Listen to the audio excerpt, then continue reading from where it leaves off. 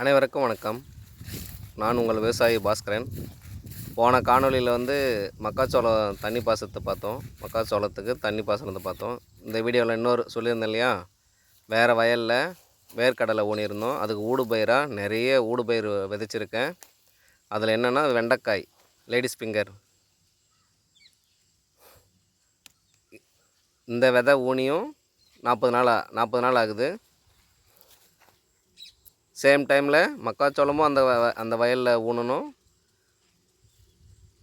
இந்த வயலில் வேர்க்கடலை ஊனணும். இதில் ஊடுபயிராக வெண்டைக்காய் விதைச்சேன். முதல்ல வச்சுருக்கு வெண்டைக்காய். 40 நாள் கழித்து வச்சுருக்கு.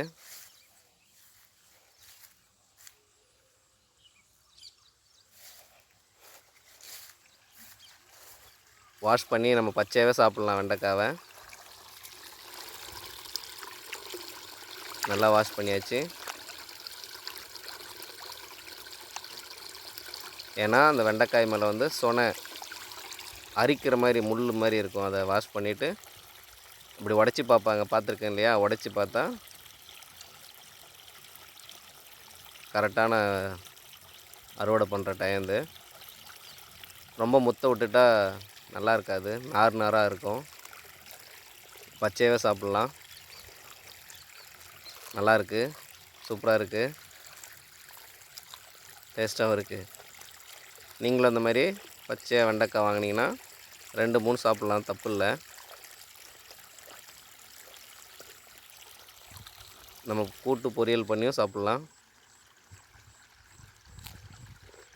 வேர்க்கடலை செடி அங்கே இருக்குது இல்லையா, கொஞ்சம் அதுதான் பாலக்கீரை. கொஞ்சமாக தான் முளைச்சிது.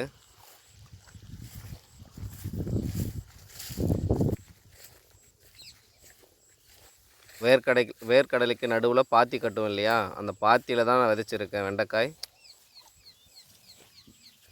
பாருங்கள், ஒரு நாள் கழித்து ஒரு நாள் இதுக்கப்புறம் அறுவடை பண்ணலாம். இன்றைக்கி நம்ம அறுவடை பண்ணால் நாளை விட்டுட்டு மறுநாள் மறுபடியும் அறுவடை பண்ணலாம். 2 கிலோ போல் வரும். நான் கடைசியாக உங்களுக்கு காமிக்கிறேன் எவ்வளோ பறிச்சேங்கிறத. நான் ஒரு ஆள் தான் அப்படி இருக்கிறதால வீடியோவை எடுத்துக்கிட்டு என்னால் பறிக்க முடியல.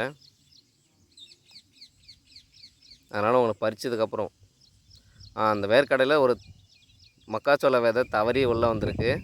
தனிக்காட்டு ராஜா மாரி இருக்கார் பாருங்க, ஒத்த ஆளா நடுவில். அவர் தான் அப்பா. நம்ம உரம் போடலான்னு இது பண்ணிகிட்ருக்காரு. பாத்திரத்தை எடுத்துகிட்டு வந்திருக்காரு.